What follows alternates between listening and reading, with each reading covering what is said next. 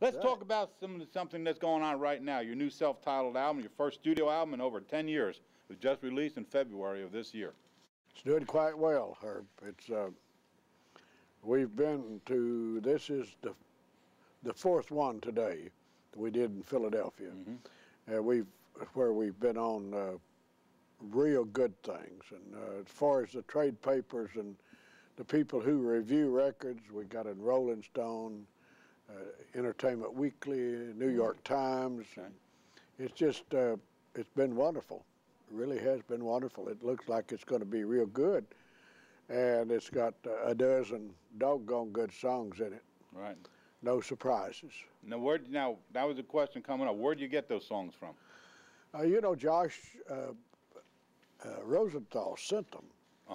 He said, if you'll record these songs, I'm positive that the college radio stations will play them. I've already done a 2-hour show with the Vanderbilt University. So, okay. And so I didn't deviate from his list. I was familiar with all the songs. They're all great songs. Some of them as far back as 1927 with the Jimmy Rogers song. Oh, yeah, sure, Jimmy Rogers. The Carter family was right in that same era. Yes, they were. And recorded 3 or 4, I believe 3 of the Louvin brothers songs. Yes, they did. Had some good help. That's another question. Talk to me about the help on that album. You had a lot of artists. Well, on the first one, there's a bunch of them on there.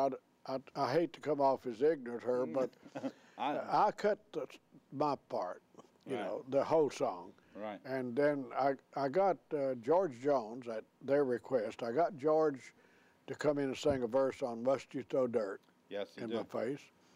And I love Tom T. Hall's writing and his presentation of material. And I asked him to come in on the Delmore tune, Delmore Brothers song. Stay Away From Me. Yeah. I said I wanted you to sing, and when he came, he brought Bobby Bear with him. I bet you pretty there's going fishing as soon as they got this over with. Let's get it done. Yeah, and so Bobby sang on that, and I believe on Waiting for a Train, too. Okay. And Tom T. said, well, I got an idea. And he just talked. I don't know if you've heard the record. I didn't hear it yet, no. He, instead of singing Love Was Never Meant for Me, in the Tom T. Hall voice, he said, it is. Love was never meant for me.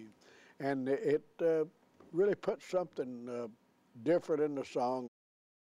Charlie, let's talk about Living, Loving, and Losing, 2003, Songs of the Louvin Brothers. Tell me about that album. Well, it was a big secret, Herb. I'll tell you the way I found out about it. I recorded a song for Disney. Yes, I Will Go Sailing No More. And we were having a listening that night. The guy had mixed it, and all the people that was on it was asked to come down. We're going to have a listening. I don't know what you call it, a party or not. But anyway, I'm in there, and Sonia Isaac walked in, one of the prettiest girls around. And I was standing there chewing the fat with her. I said, you know, what have you been doing, blah, blah, blah. And she said, well, my love for Dolly Parton's finally paid off. Now, this album been being worked on for 2 years. Wow. And when she said she had finally hit her love for Dolly Parton finally paid off, I said, how's that? She said, well, I just got to record a song with Dolly for that tribute to the Louvin brothers. Of course, she seen right away that my knees almost gave away, and she said, uh-oh, I have messed up. She said, when somebody tells you about it, you better act surprised or I'm in trouble. And the very next day, Carl Jackson said, we got one more song to cut. Wow. And Allison Krauss and James Taylor. Yeah. If you want to come to the studio, it's this Sunday at 2 o'clock. I said, sure, I'd love to come. So I got in right on the end of it. But I enjoyed that. Sure. And then we done 2 or 3 television shows advertising the thing. But it sold good. I don't know how good yet. It was a couple of years behind. Sure. But I've listened to it a dozen times, and I don't believe there's a mistake in it. I listened to it driving out here. I've been listening for the last day or so. I don't believe you can find a boo-boo in that whole CD. They picked some good entertainers that's gone. 32 or 34 Is that people how many? worked on it. Wow. Yeah. I think it's so wonderful that I can do something I enjoy and make a living at it. You've been doing it for in the 30s. You started out. No, we didn't start that early. Our As first a kid around the church, I read. well, where you were, Art and I sang together from the time I was 5 years old. Of course, right. he is 8. Yes, And but as far as making a buck, you're right. our first date was at July the 4th, 1941. Wow. And What song did you sing on that day? Do you recall?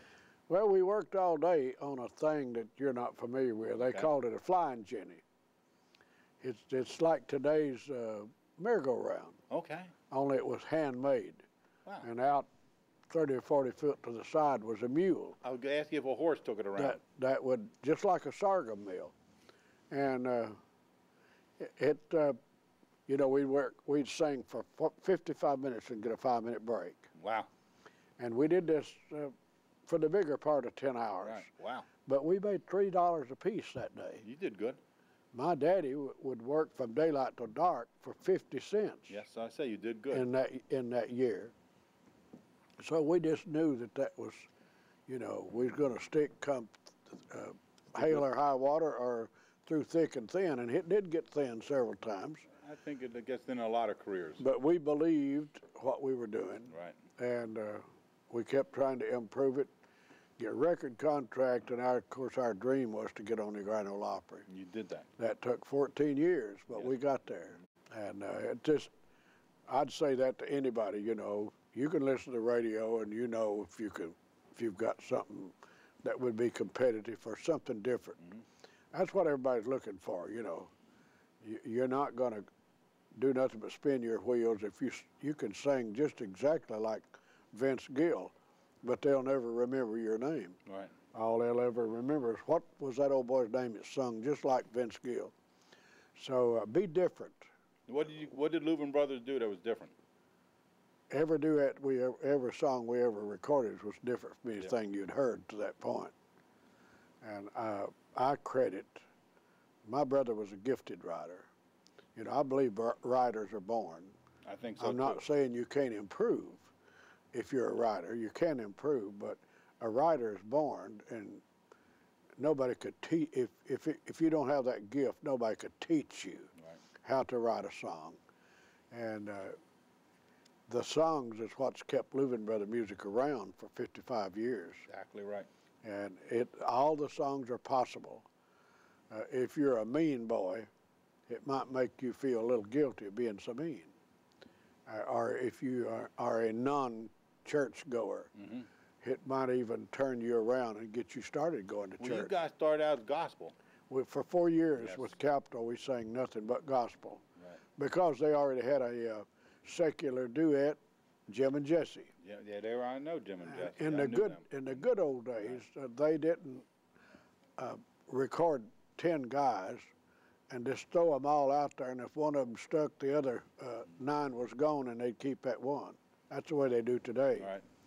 But they wouldn't sign a duet if they already had one, so I respect them for that. Now, you had influences from Monroe Brothers? I knew Charlie and Bill. Right. I knew them, but You listened to these guys while you were growing up. we listened some, yes. Delmore Brothers? Oh, we worshiped the Delmore brothers. Blue Sky the Boys? Blue Sky Boys. And the York brothers, Yeah. and it just going on. Anytime a duet come along, a young duet will listen. Right. And we found out pretty quick that one of us had to play a lead instrument, because I always played the guitar, and I didn't mind singing. I guess I was lazy. I didn't want to be responsible for toting a guitar around. But finally he said, we're going to have a lead instrument. I'll buy me a mandolin and learn to play it, and I'll teach you what chords I know on a guitar, and you're going to have to play the guitar. Lordy, I was 15 years old before I even started trying. But I never did learn a whole lot, but then I got my fingers cut off, and I can't even play the guitar now. Okay. So now I know how much I miss the guitar. Exactly. Exactly. Did you ever think when you and I were recording that your music would be such an influence on such a generations later on down the road at the time? There's no way we could have thought that. We was just Played music. was trying to make a living, Herb. That's all we was doing. Because you influenced a lot of different genres of music, and different artists from different genres are recording Louvin Brothers music today. Yeah. You know, which is quite a compliment for you too. Well, I wanted to, of course, he's not around to hear it, but I'll still compliment Graham Parsons. Yes, 1970. Graham cut 3 or 4 things. I don't know what the label was. I didn't even know about it until after I met Emmy Lou, and I was made aware of Graham's. Well, she had a big hit, one of your songs. Her first hit when I was stopped If I Could Only Win Your Love. Never Win Your Love. That's it. She recorded about 4 or 5 there. That made her though. Helped her establish Emmy Lou's name. It helped the Louvin Brothers music catalog too. I guarantee you that. But she's a good one. What was the earliest recollection you recall of somebody else recording Louvin Brothers music, other than 1970 era with Graham Parsons and Emmy Lou? Well, the first one we got recorded, we were working in Knoxville, Tennessee, already publishing songs with the Acre Rose people. But Carl Smith was living in Knoxville. He's from Maynardville, right outside of Knoxville. He recorded Are You Teasing Me? Okay. Had a #1 hit on it, and he really rubbed it in. When he going to the Opry, he'd come down Gay Street. That's where the NOX barn dance and midday merry-go-round was. Sitting on had a convertible. He's sitting up on the seat, driving it with his feet, blowing the horn. I'm going to Nashville, you know. On your song? Yeah.